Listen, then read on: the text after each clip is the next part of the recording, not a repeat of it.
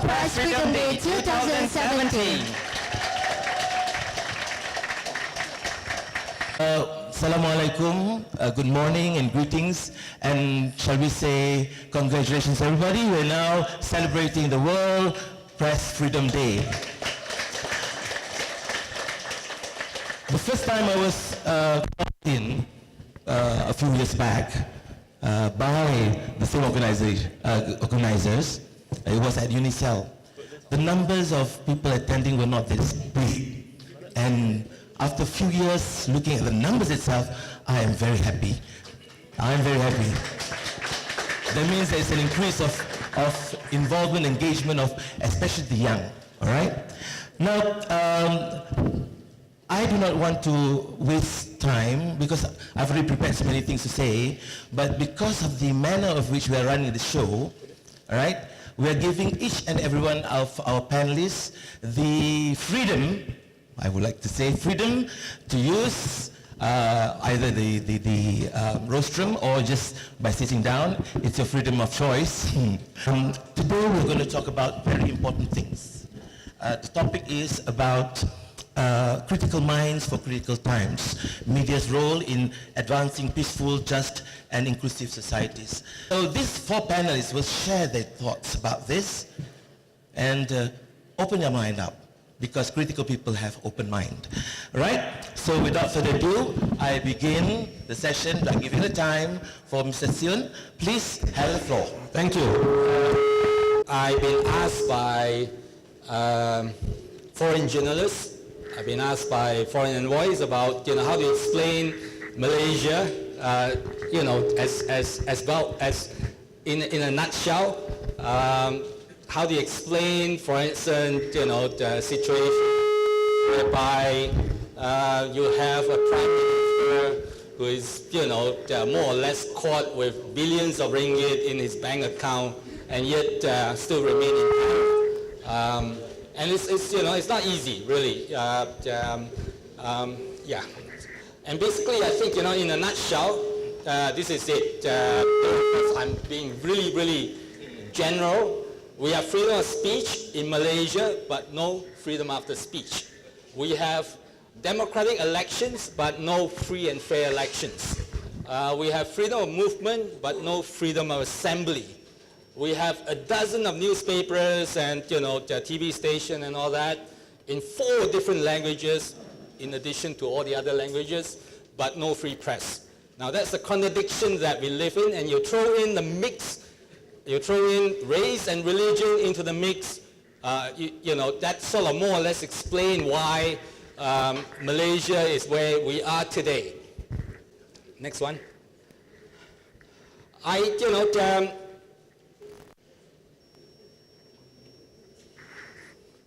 One more. Okay, thanks. Basically, I think, for a very long time, and I think, a lot of, I could see a lot of old journalists around. They are, my mentors. And I'm also great to see a lot of young people around too. And I hope that, somehow we could inspire you to aspire bigger things also later in life. But anyway, for a very long time, I think, the government has complete monopoly on truth until the emergence of the internet. You can see newspapers, TV stations, and radio stations. Most of them are directly or indirectly controlled by the government. And it's only after the internet, the emergence of the internet, that you see a little bit more of an opening up. And thanks to Mahathir, again, you can see the more things change, the more it remains the same. I mean, when Mahathir was Prime Minister, he has tried to promote, the multimedia super corridor, which, among others, he pledged not to censor the internet. I think, Malaysia Kini is exploiting that loophole. In 1999, we set it up because of the fact that we do not need to apply for a publishing license. That means that, as to launch Malaysia Kini, we don't have to, go to the government and ask permission. We just call ourselves a content provider and off we go. But at the same time, there are laws that we have to abide to, and there are many laws. I think the last time I checked, there are about 35 laws that directly or indirectly impinge on press freedom. Next one. Over the past 17 years, we've been raided 5 times. I think the biggest one was, next one, this was, basically different times when the police came to the office. I've already lost count how many times they come. Initially, they come wearing uniforms, but later on, I think they decided to come wearing plain clothes. It's much, much less conspicuous for them. Next one. This is Zuna. Many of you would know about him. He's one of our cartoonists. This was one of his cartoons. This is after we were raided and 19 of our computers were taken away. That was in 2003, I think. Zuna himself is under pressure. He's been banned from traveling. He's facing, I think, 9 sedition charges. And if he's found guilty, I think he would be serving in total about 40 years. But I hope that that will not be the case. This is the situation as it is today. Next one. And I think, on top of the harassment and all that, Malaysia Kini was sued by the Prime Minister himself. That was 2 years ago. We're still fighting it in court. This was over readers' comments that we published relating to money politics and all that. He wasn't happy about that. He sued us. This is before, I think, before the emergence of the 1MDB scandal. This is right from the very beginning when not much was talked about 1MDB at that time. Next one. I myself was charged 2 months ago relating to uploading of the videos involving the Attorney General. Now this was, again, something that is interesting because it was the video is just basically a press conference of a former UMNO leader who went to the Malaysian Commission, the Anti-Corruption Commission, MACC, to file a report basically saying that, look, given the new revelations by the Department of Justice in the United States, it is time for MACC to reopen its papers, to reopen its investigation into 1MDB. And of course, he went on to criticize the Attorney General for clearing Najib earlier on. He said, look, there's enough, there's quite tons of information out there, there's enough evidence out there, and how come there's still nothing has been done, and how come Najib was being cleared? And of course, he went on to criticize the Attorney General, calling him haprak, among others. But anyway, the Attorney General wasn't too happy about it. He filed a police report, and we were charged. I think one of the charge was under a law called which is one of the new laws, the Communication and Multimedia Act. Now, one of the clauses of that law is that we are not supposed to be posting anything that is considered painful, annoying, is considered as a harassment or offensive and threatening. So it was a pretty overall clause. That is being considered as threatening to the Attorney General. So I just do not understand how, something like that, you're a public official, and that if someone criticizes you, you can use that law against you. I assume that the Attorney General is a public official because the Prime Minister, according to the court, is not. But anyway, I think I want to say just a little bit about advertising, and I think that is something that a lot of media companies are having problems. Now, while it's important, for us to report news, it's also important for us to survive. At the end of the day, really, we need to keep going to do our job, really. Problem is that a lot of media companies have all this time rely on advertising, to earn enough to pay the journalists and all that. Now with internet advertising, it's a completely different ball game, really. You're not competing with your local competitors, your rivals. Like, Star will be competing with Straits Times and Berita Harian and all that for advertising. With the internet, you're competing with not just, Star Online or whatever it is, or Sinar Harian Online, but also, the big boys, Facebook, Google, and all that.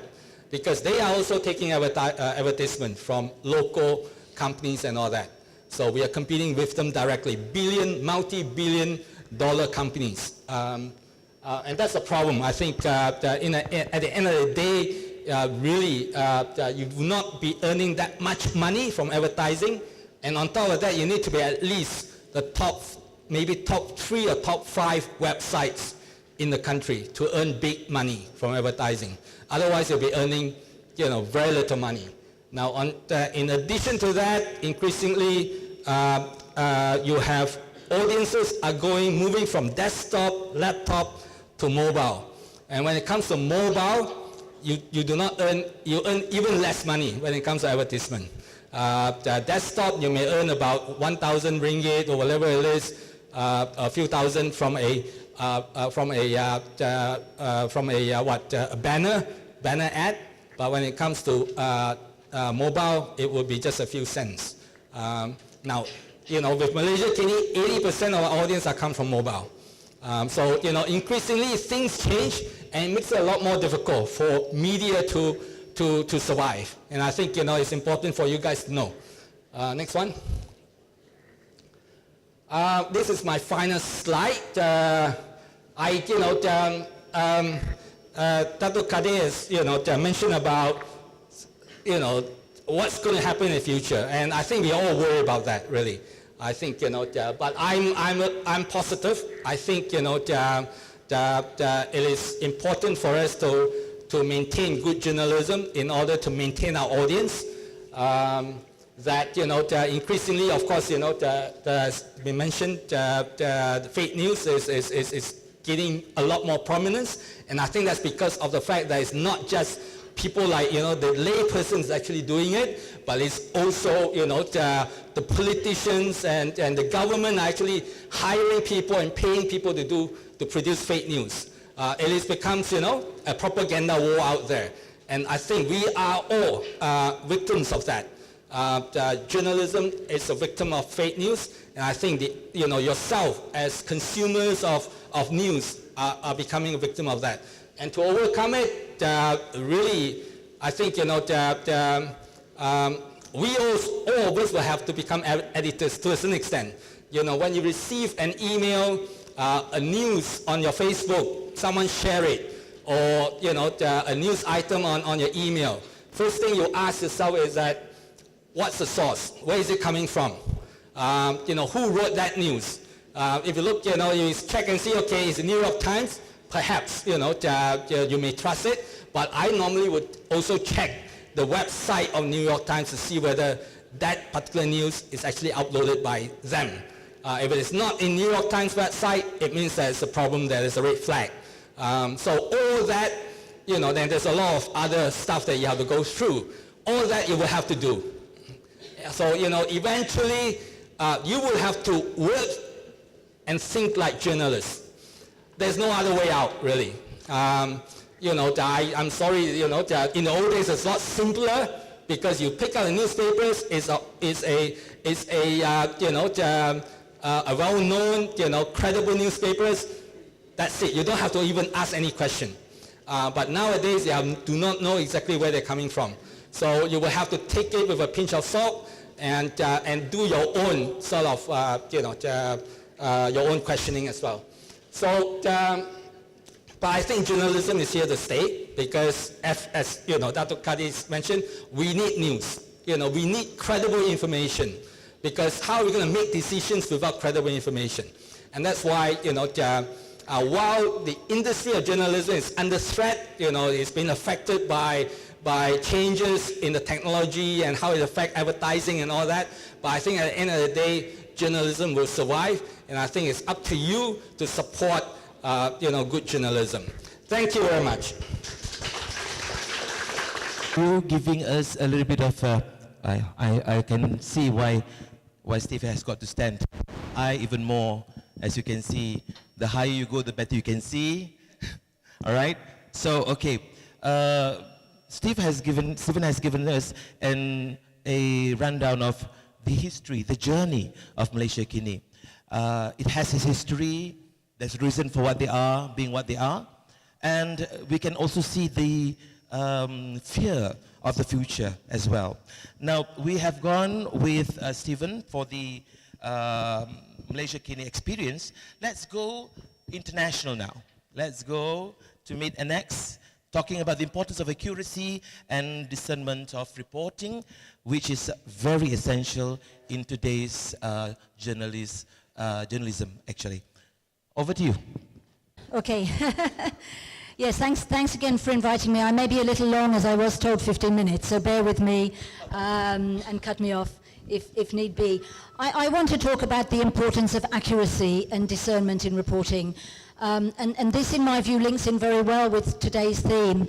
If we're misreporting, if we're misrepresenting the facts, then we risk promoting division and discord, not peace, justice and inclusion.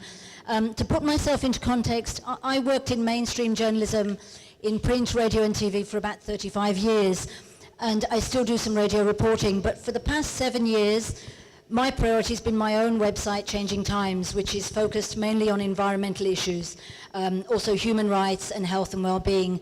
I write long-form investigative articles, and my priority now is to be an independent voice. Can you hear me okay? That's not echoing too much. Now that so many people are feeding directly into this news chain, there's a huge amount of inaccuracy, and it's very important for us as journalists to counterbalance that misinformation with well-researched, accurate reporting. We need to ensure that what we're writing and saying isn't fulfilling someone else's political and economic, even military agenda. The power of the media can't be underestimated. Radio, for instance, can be used very easily to propagate hate for another community, as happened in Rwanda. And the media is, of course, used to influence elections. It may seem obvious that accuracy is vital in reporting, but now that so much information is so easily available, it can be very hard, especially for younger, inexperienced journalists and the general public, to separate fact from fiction. Many people take everything they read on Wikipedia to be fact, when of course it isn't. I recently attended the Jaipur Literature Festival in India, and there was a very heated debate about whether we're living in a post-truth world. It was noted by one speaker that, according to a Stanford University study, in the run-up to the last US election, fabricated stories supporting Donald Trump were shared 30 million times. The Indian MP and former diplomat Shashi Tharoor said that we're living in a world of lies, and we've always lived in a world of lies. And he says the majority in a democracy gets to decide which version of the truth prevails. With social media, it's never been easier to tell lies and have them spread. But thanks to the internet, these lies are also getting exposed. Also at Jaipur, the investigative journalist Luke Harding, who was thrown out of Russia by Vladimir Putin, says there's now a new breed of authoritarian leaders like Putin and Trump who consider truth to be irrelevant. And as journalists, we need to be digging for that truth. We need to go beyond the press releases and the press conferences, and that's what I do with Changing Times. I think it's extremely important for each of us as individuals to challenge this manipulation and the muzzling of the media, as Stephen does, but it's happening throughout the world. And we need to be careful not only about accuracy, but about the expressions that we use, and not be sugarcoating or sensationalizing events.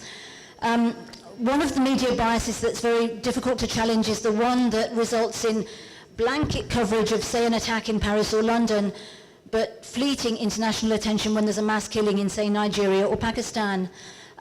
Producing my own website, I have the advantage of not having to submit to anyone else's agenda. I can write what I wish, at the length I wish, and with the focus I wish, and there's great freedom in that. And my passion is to get to the root of the issues I tackle, but I think it's something we have to be doing, all of us, all of the time. It's very easy to cut and paste from Wikipedia or to use information from other sources that may be right sometimes, but they may be totally wrong. We need to go to sources that we can trust. And I often see inaccurate reports in the mainstream media here. I attended recently the MH370 Remembrance Day, and I was quite surprised the next day at the reports that I saw. They mentioned sums of money which nobody had mentioned. They talked about private funding for a search, which wasn't said. And the next of kin actually had to correct the next day and say, we're not asking for private funding, it's alternative funding, and the reporting was very inaccurate. And we get slanted reporting where words like clash may be used, when in fact it's clearly an attack by one person upon another group of people. We have to be vigilant about words like terror and terrorism, which are thrown around continuously and carelessly. And I shudder when I see the expression, the war on terror. Equally, the theatre of operations, for example, in reference to a war zone. We have to be wary even of such expressions as conspiracy theory. It's an expression that belittles theories that may even have more basis in fact than the establishment line. Media censorship, as has been said already, exists in many forms and on many levels. In dozens of countries, publications are fined, suspended, closed down. Journalists, editors and publishers are harassed, attacked, detained, even murdered. But even in Western countries, in so-called democracies, journalists are not free to report truthfully about big business, the pharmaceutical industry or government. I recently went to the Queensland gas fields in Australia, and the ravages caused by those industries are rarely covered in the mainstream media. I wrote an investigative article about the nightmare being lived in those gas fields and suffered some serious health problems actually as a result. And I know how awful the situation is and how much the local and the federal governments are working hand in glove with the industry. But most of the major media outlets in Australia are not dealing with these issues, or they're dealing with them in a very superficial fashion. Again, they're not prepared to rock the boat. We have to rock the boat. I can still remember many, many years ago in England, before a lot of you were born, when the tabloid newspaper, the famous tabloid newspaper, The Sun, ran a famous headline, "It's the Sun what won it." And it basically was claiming credit for the election win, the Conservative election win. Now the Sun's owned by Rupert Murdoch, the Australian media mogul Rupert Murdoch, and the Sun was relentless in turning voters against the Labour leader, and they quite simply portrayed him as a madman. They ran a front page headline saying, if Kinnock wins today, will the last person to leave Britain please turn out the lights? But in 2015, that newspaper was equally vicious against the Labour Party in the run-up to that election, and it was found that the leader columns were even more virulent than they were in 1992. David Axelrod, who's the American political consultant and advised Barack Obama and worked with Labour during that 2015 election campaign, said the Conservative press in Britain was more powerful and much more aggressive than Fox News in the US. And on the occasions I've reported for Fox News about the disappearance of flight MH370, the presenters almost always attempted to get me to say what they wanted me to say. And as journalists, we have to resist that pressure every time it's brought to bear. I don't, by the way, report for Fox News anymore. And just a mention of Ireland, as I'm Irish, is that the only time I was ever censored in Ireland was when I interviewed a former member of the Irish Republican Army, Joe Doherty, who was at that time in detention in the US. Now, Doherty talked to me about the change of heart that brought him to a commitment to struggle by peaceful means. And the story was about to appear on the front page of the Sunday Press supplement, but the management pulled it at the last minute because the interview was with a former member of the IRA. Never mind that it was now advocating peaceful struggle. I also felt a great deal of management pressure when I worked in Paris on the English desk of Radio France. But it's not the level of censorship that's occurring in many places in the world where journalists are literally risking their lives when they challenge governments and report on corruption. but it's nevertheless unacceptable interference in the editorial process. If we're to create genuinely peaceful, just and inclusive societies, we need to be investigating, we need to be giving voice to minorities and challenging injustice, and we need to be reporting accurately. We need to be checking and double-checking and triple-checking our facts and debunking the fake news. And again, that's my intention with Changing Times. There's now a literal boom in agencies specifically dedicated to fact-checking. There are reported to be more than 100 of those fact-checking agencies now, and the Reuters Institute for the Study of Journalism says that more than 90% of them have been established since 2010, and about 50 in the last 2 years alone. And in France, Le Monde has an entire fact-checking division. But it's down to us, in my view, as journalists to do our own fact-checking, to get things right ourselves, to take full responsibility for what we write or we broadcast. And I'm convinced that if we stay committed to that ethical and professional reporting, we can make a difference. We need to be contributing to positive change and not causing further tension. And one of the difficulties is that many bloggers are now writing without having had any training. I had the fortune to go to journalism school, and I learned on the job from some of the best journalists in the profession, including Conor O'Clery, for example. Those of us who are now experienced journalists, I think we need to mentor the others who are not having that kind of training. I read an article in the New York Times last year in which Jim Ruttenberg said that the increase in fake news may actually serve us and raise the value of real news. And he said it would be great journalism that saves journalism, and I think that's true. Forgive me if I'm going on a little more, but I want to just mention something about solutions journalism, which is a reporting that's focused on the responses to social issues as well as the problems. It helps people to understand complex systems and how they can be improved. Now, this isn't just feel-good, positive news. It goes deep into the causes of issues and increases audience engagement. And the co-founder of Solutions Journalism Network in the US says that we have to be highlighting new ideas and models that are presenting solutions. And I think he makes an extremely good point. As has been mentioned already, Reporters Without Borders says that we're now at a tipping point for journalism. And it's a very disturbing picture that's presented, with press freedom never been as threatened as it is now. Nearly 2/3 of the countries included in the index show a deterioration in their situation. And the number of countries where there's good or fairly good media freedom fell by more than 2%. The liberty of the press is in peril or in a serious situation in 72 countries now. And actually the 2017 rankings revealed that the UK's press is less free than those of Estonia, Chile, Ghana and South Africa. The UK slipped down the index because of what it calls, what Reporters Without Borders calls, a heavy-handed approach towards the press, often in the name of national security. These are difficult times, very dangerous times. We have Trump in power, we have the trauma of war, we have racism increasing, we have environmental destruction, the rise of the extreme right, particularly now in France, and a refugee disaster. And all of this rapid-fire news and clickbait content has to be counterbalanced by well-thought-out reporting. There are governments that are determined to prevent us doing this. And today, I think, is a day to honour the bravery of journalists who stand up to this pressure and speak out, and we need to defend them whenever and wherever we can. But for me, today is also a day to commit to being the best journalists that we can be ourselves, to provide, as Stephen said, quality writing that stands out from this rumour, the clickbait, the propaganda. It's a challenge. It's a very big challenge today, and Changing Times certainly doesn't make any money. But it's a challenge we have to take up. Forgive me if I've gone on a little long there. Thank you very much indeed.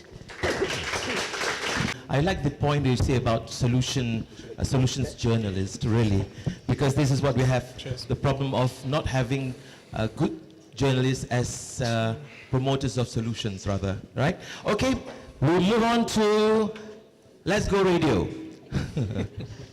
So we have the one man who is in charge of a radio, and it's a business radio, creating critical conversations, because part and parcel of journalism is also about speaking in front of the audience in a talk show or a news show. All right, so be it, Mr. Sharad.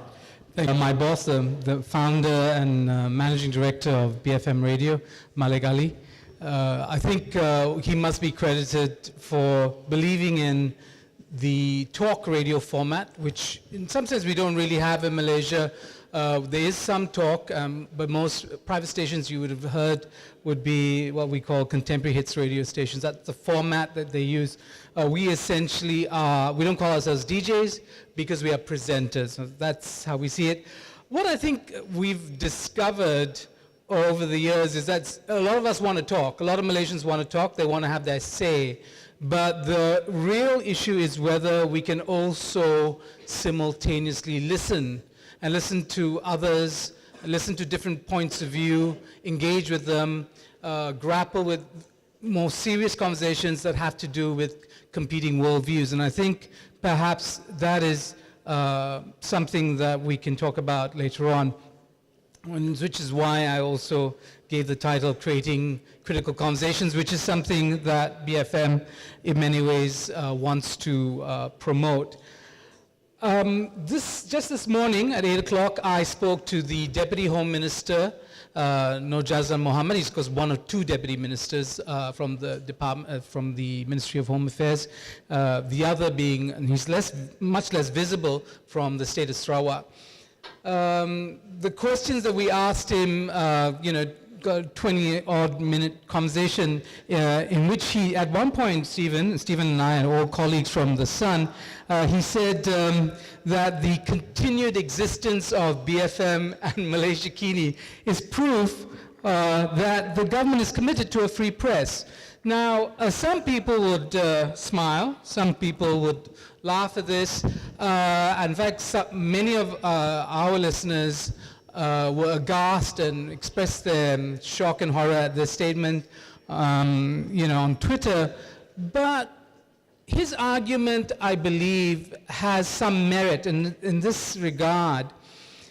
His argument was essentially that we are placed, Malaysia that is placed by the Reporters Sans Frontières listing somewhere between Gambia and China.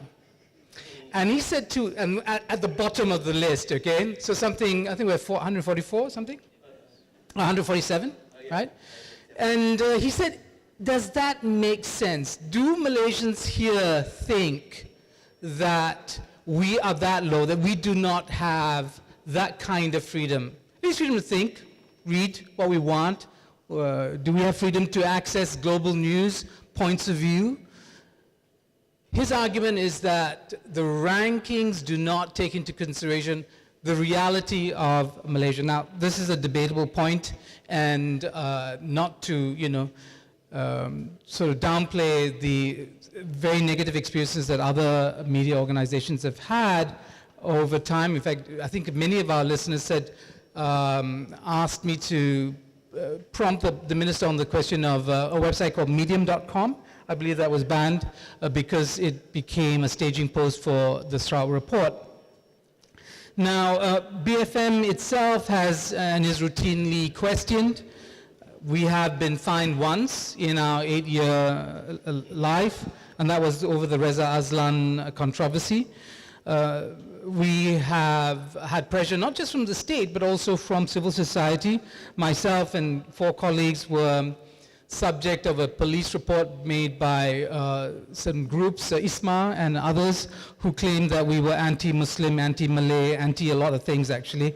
The recording from that day's presentation proved, to the police at least, that this had no merit, so they didn't charge us. But the police did not charge the people and organizations making that false report either. And that's also very telling about the state of affairs in the country. We also got ourselves into a lot of trouble a year or so ago over something called, it was a video we made in Malay called Kupas. It was a series when a young lady, Aisha Tajuddin, I don't know if anybody remembers Aisha Tajuddin. Any of the young people remember Aisha Tajuddin and that controversy? Maybe, yes, no. And that essentially came from civil society. That essentially came from the ground up. People upset, a lot of Kelantanese. Any Kelantanese in the room? Hands up. Okay, very upset by the gentle mockery, maybe humor, poked at Kelantan and its identity. They're very unhappy. I read hundreds of responses, and a lot of them had to do with hurting the feelings of Kelantanese, who feel a tremendous pride in their state. So, okay, so Malaysia, BFM has had its share of troubles, but I wouldn't say too many. And, but it doesn't downplay the fact that in some countries, this is not a question to be asked. The media exists as a right, not as a privilege, not at the behest of government. Still, when you consider the authoritarian regimes in this region alone, Malaysia perhaps has much more breathing space. If we compare ourselves to the Philippines, which has an extraordinary record as a vibrant democracy, but appalling numbers when it comes to the death of journalists, you see the difference between freedom that's formally given and even a culture that promotes it against the realities of political violence. And in Malaysia, we have, I think you might want to debate me on this, our levels of political violence are quite minimal. So that was the argument, in some sense, that Nur Jazlan has staked his position on. His government was committed and is committed to freedom, but within the limits that he and his government see fit to impose on the rest of us. Okay, that's his argument. I do want to say, and coming to some of the questions, I'm watching the time here, some of the questions that have been brought up around fake news, I think it's important to put this in context. If you haven't watched this documentary, you should. It's by Adam Curtis called The Power of Nightmares. It takes you all the way back to the early 20th century, the development of mass society. It really puts the current conversation in context. There's a long history of fake news, disinformation, which is the old word.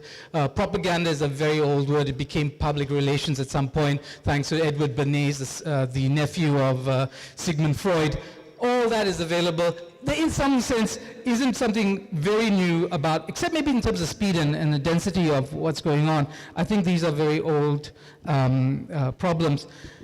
My central sort of talking point to all of you is it a question of information today in Malaysia that's really driving political behavior, if that's our main concerns, and the relationship that we have with each other, or is it worldviews?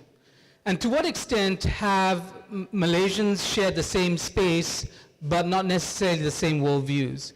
That the consensus that we've had over how to relate to each other, or what politics might mean, or what the ends of society might be, have been driven by actually competing worldviews.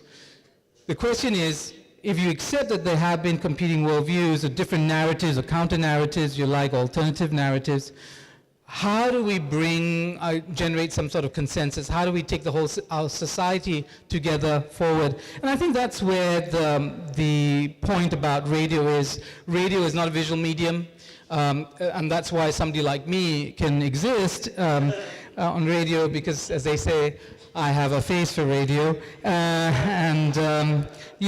but what I do have is, along with my colleagues, is a capacity to talk and listen, create conversations, push the envelope on each other's ability to understand what the other person is saying, because we can also talk at each other, which is not the same as listening and responding.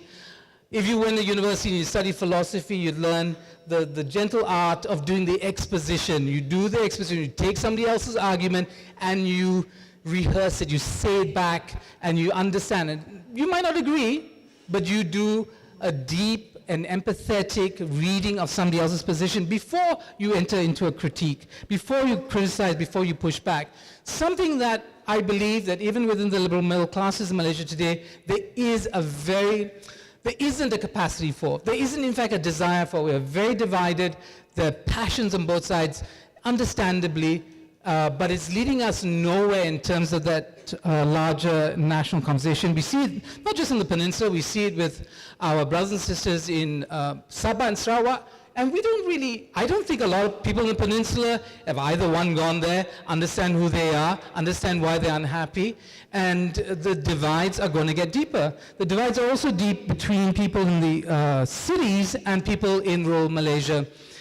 the divides are deep between the middle class and the working class in this society. I think there's very little empathy. All that is something that cannot be resolved very quickly, but needs social courage, and social courage that needs to be foregrounded through speech, through conversations, through fora like this. I've been here before, seen Harian's Excellencies. They do these wonderful fora. I think they are very brave. I thank you very much, Sina Harian, for really trailblazing when it comes to conversations, especially happening in the vernacular and happening in Bahasa Malaysia. The challenges are many. We can come back to it. I think I'll end my presentation here. If you want to talk more about the difficulties of creating a conversation, we can do so. Thank you very much. Being a talk show host, it's good to have good conversation. Like I mentioned, the problem is how to have good conversation and what exactly do you want to have the impact of your good conversation.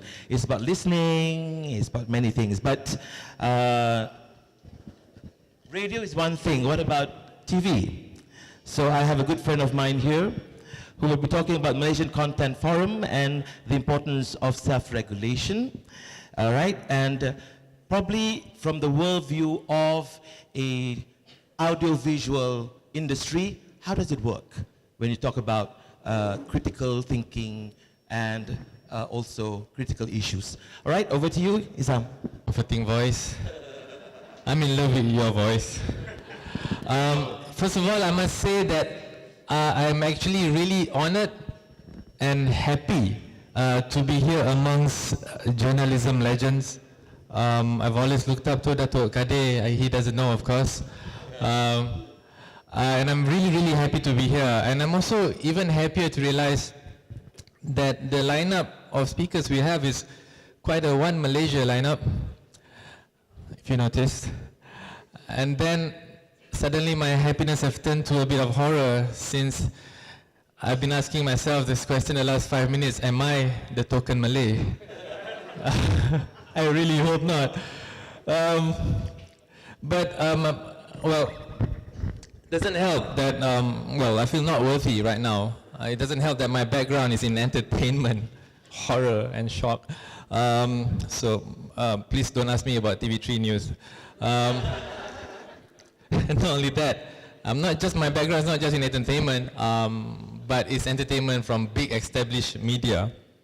So yeah, I'm as evil as you can be.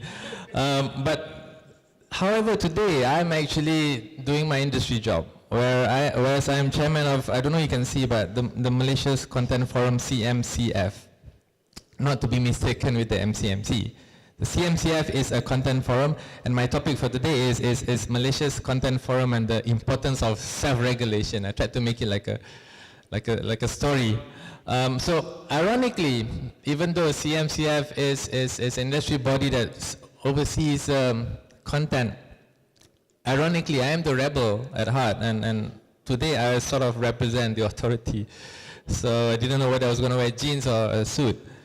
But I think I'll start off by putting my background in media and entertainment to good use, to kind of put in context how I see what we are facing in the world nowadays. Just don't click anymore. Okay, media is facing huge disruption, as you guys know. But I want to give you the TV example, because you heard a lot about the press example. Okay, all right.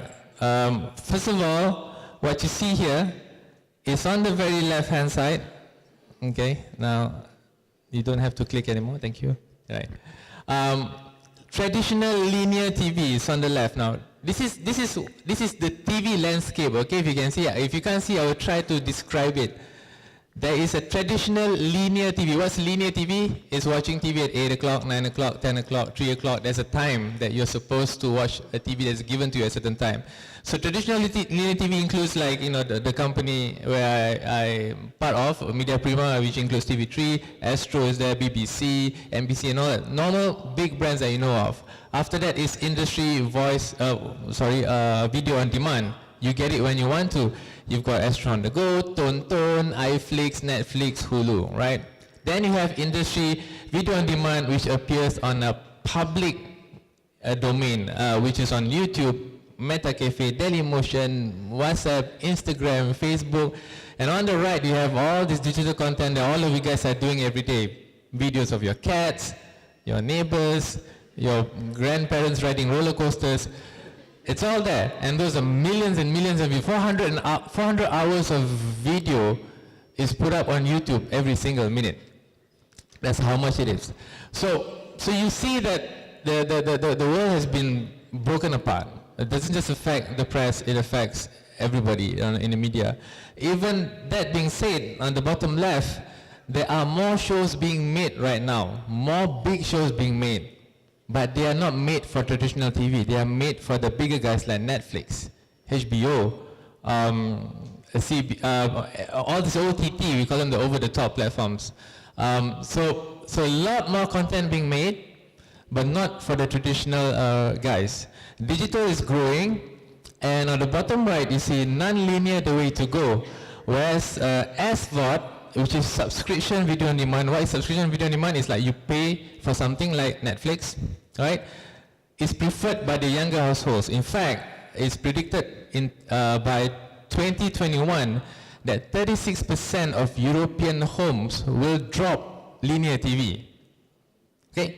If you put that in Malaysia, because Malaysia is usually about a year behind the European trends, which means if you take that, 2022, 36% of Malaysian homes will drop TV3. You know what I mean? Meaning that they don't, TV3 in its form right now, which is linear, if TV3 becomes digital and video on demand, then that's a different thing. Now, with that being said, the whole world is broken apart, and next slide. One more. Okay, some important insights. Okay, all media facing digitalization and fragmentation. Okay. Now it's even harder to have a nationwide hit or to have a single message or understanding, because it's not like last time when I was growing up, when everybody talked about the Incredible Hulk, you know, in next day in school, doesn't happen. Everybody watches 100 different things, right? Next point. Now we're talking about the generation after millennials, which are you guys at the back there. We're no longer talking about millennials. Millennials are people born below 1995, right? Below, after 1995, I don't know what they're called, but they're not millennials anymore. I call them the cod nevers. Cod nevers are people who don't even want to subscribe to Astro. They don't even want to, my kids are cod nevers. The Astro box is cold at home. They don't want to touch it. It's not cool, right? Let alone Media Prima, right? So they want to watch Netflix, whatever video they want to watch on online. Next slide. Okay, the current laws of media, therefore, is Facebook, YouTube, and Netflix, and this is mentioned by some of the other people here. Netflix is spending 6 billion in content the coming year, and they're borrowing 1 billion euros coming up. Next slide. Next point. So the other point is entertainment and gossip versus news and current affairs. This is very hard to take. It's very hard to take. But generally, people like to entertainment and gossip more than they like news and current affairs.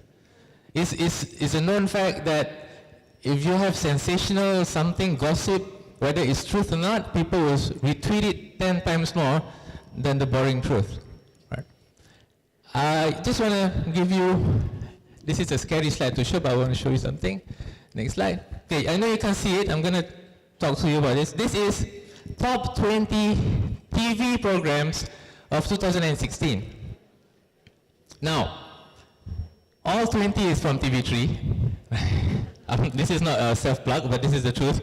This is numbers are from Nielsen. Number 1 show is Anugerah Juara Lagu, TV3, viewership of 3.4 million people, followed by Anugerah Bintang Popular Berita Harian, 2.9 million, and then you got football at 2.8, and then Akasia Drama 7 Hari Mencintaimu at 2.8, Mentor Millennia at 2.8 also, Let's Study Cik Cinderella 2.8, Cinta Si Wedding Planner 2.7, and you go down and down, Tundukkan Playboy itu at number 14 at 2.4.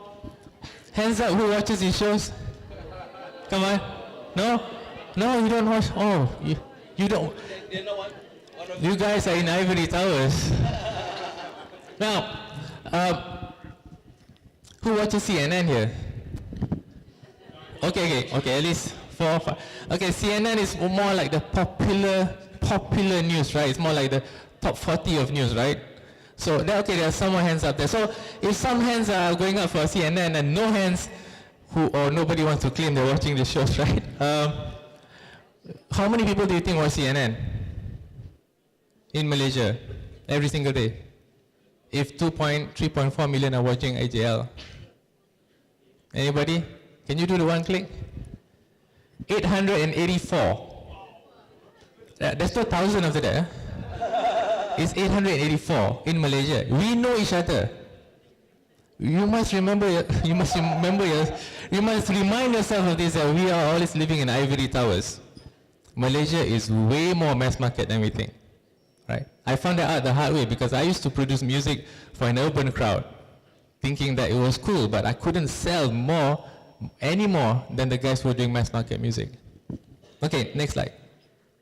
So after this, next point.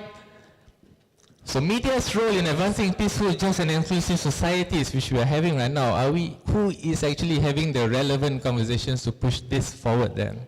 Are we the right people to talk about it? Next. So is the idea of media influencing society still relevant when the new generation are shaping their own realities? All right, next point. The actual current lots of media actually are the people. You guys are putting things out. You guys are uploading and downloading, who knows PewDiePie? PewDiePie is the #1 YouTuber in the world. He earned $15 million last year by making silly videos of him playing games. That's news to my son. Okay, I repeat that again. That's news to my son. Right? He $15 million. He'd rather be PewDiePie than become an investigative journalist. So, next slide. Self-regulation becomes key then, because you can't control all these digital things coming around. You don't want to control. Like someone said earlier, MSC came about, and don't censor the internet. You can't anyway, right? So self-regulation becomes important to make sense of the world out there. So this is where my current industry role comes in. Next slide. I'm part of the Content Forum. It was established in 2001, right after the MSC and the CMA Act of 1998. It's an industry body. Okay, we're not government. We're an industry body, right? We are committed to promote self-regulation through something called the Content Code, which the industry body came up with. These are the right things to have in content. Right, next slide. We cover electronic network medium only, which means TV, online, radio. We do not cover the newspaper. We are independent, and we are made up of various stakeholders of content, which includes advertisers, broadcasters, internet access people, content creators, that's my category, audio tags, and civic groups. All of them make up CMCF members, and they are the voice of the industry towards promoting the good standards of content in Malaysia. Okay, next. So this is the Content Code. It's a book that we have, so you can read it in the on our website. It's basically governs the distribution of offensive and objectionable content. So all the CASP license holders, those people who have license to run TV stations and radio stations, are signatories to the code. Next slide. Now, I just took out some parts of the code that is relevant to news and current affairs, just to show you that they are pretty, they're not too specific, but they're not too vague either. For example, I just read here, broadcasters will ensure that content of news and current affairs are presented accurately, fairly, and objectively in all times. Number 2, with due respect to cultural differences. Number 3, with sensitivity in the case of material likely to cause some distress. Next slide. There's also with due respect to the rights of any individual groups or persons, cannot be portrayed in a negative light, not limited to race, religion, culture, ethnicity, and all that. Due respect to privacy of an individual, materials received from foreign countries must also be ensured that they don't contradict with national foreign policies. Now, there is a complaints bureau that we have. So this content forum has a bit of power. We have a retired judge as our chairman of the complaints bureau and 6 members of the forum from the industry.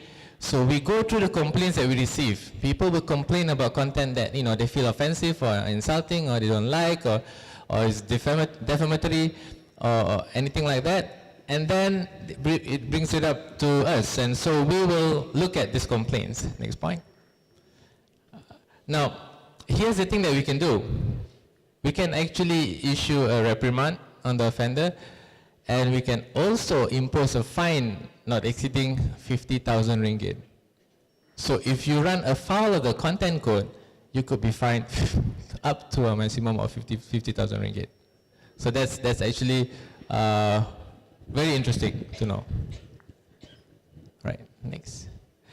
Some awareness, so we've done a bit of awareness around Malaysia. We're coming up with a big campaign soon, so you'll hear more of us. There are some complaints, but the complaints that we receive, that we listed on here, are very valid and very, I guess, good complaints in that sense. Right, next.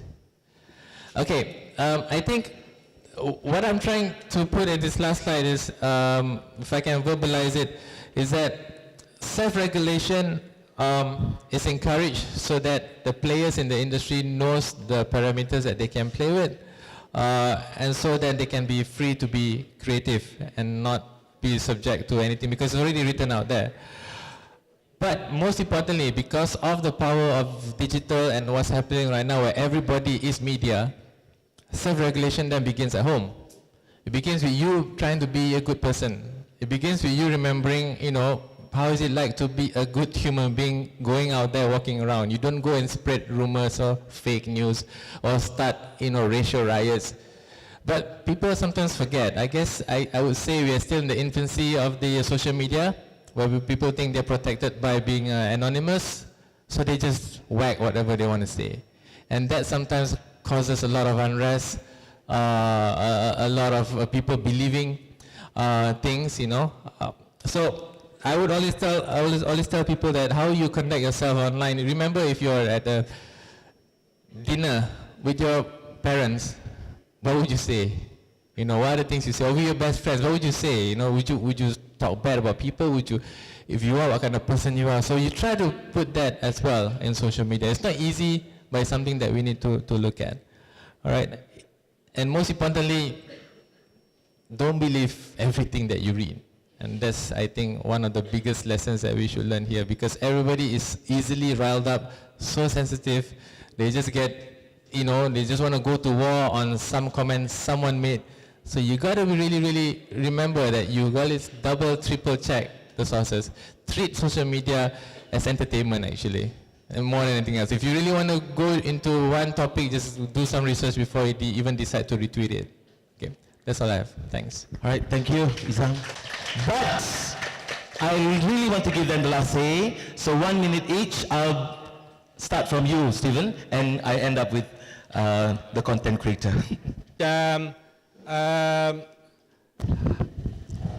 I just want to leave you with this message, really. I think, I know a lot of you would want to be a journalist. Hopefully, I'm not too sure.